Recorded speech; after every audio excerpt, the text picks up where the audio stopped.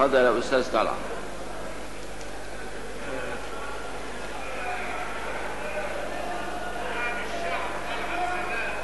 بسم الله والصلاة والسلام على سيدنا رسول الله.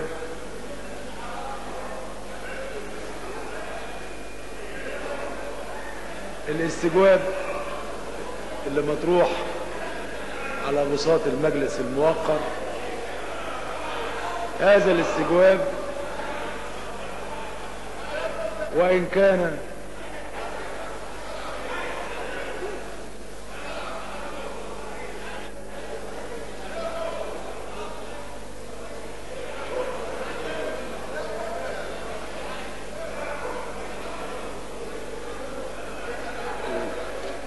دكتور ادوار غالي ليحة. اتفضل يا دكتور ادوار. اتفضل يا دكتور ادوار غالي. احترامي الشديد لنقابة المحامين، ومع احترامي الشديد لان انا كنت اصلا ايضا محامي، ومع احترامي الشديد لزي المحامين وهو الروب، الا ان هذا الروب لا يلبس ولا يرتدى الا في ساحات المحاكم. وفي حد لابس روب هنا؟ والزميل طلعت السادات يلبس روب المحاماه، وهذا امر مرفوض. احنا هنا لسنا محكمة. انا ما شفتوش اصلا. استنى بس يا استاذ طلعت، انت الروب ده لابسه ليه؟ سؤال بس. انا استنى بس سيدي. المستجوب قبل ان يلقي استجوابه ان يخلع النقابة هتحتج عليه بكره. ارجو ان يخلع روب المحاماة لاننا لسنا هنا محكمة.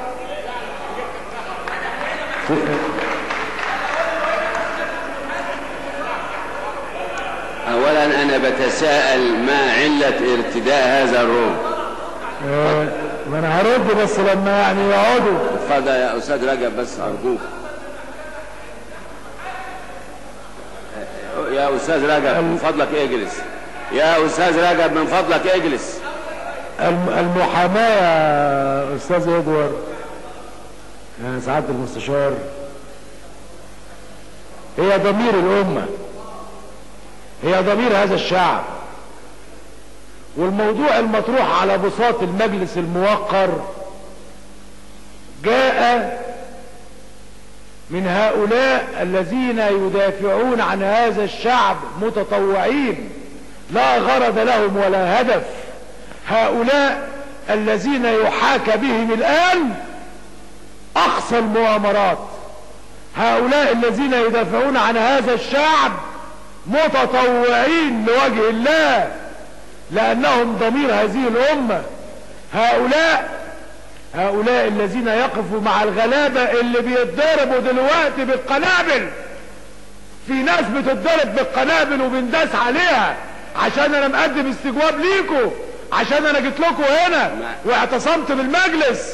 في ناس بتنضرب في اسكندرية، في جوامع بتتهد، في طفل مات، في مأساة في اسكندرية. هذا الاستجواب مش بالبساطة اللي حضرتك بتتكلم بيها.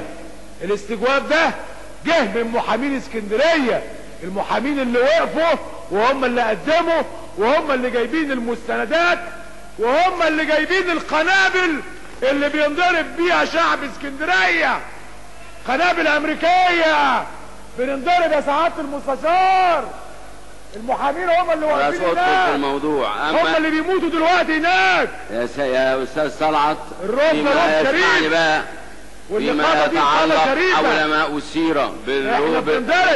يا أستاذ طلع عشان تبدأ بالاستجواب حول ما أثير بشأن عدم ملائمة ارتداء روب المحاماة، فإن أنا ليا الشرف إن أنا برتدي هذا الروب. اسمح لي ما تقاطعنيش بقى. حول ما أثير، أولا هناك عدة اعتبارات. اللائحة لم تنص على ارتداء زي خاص.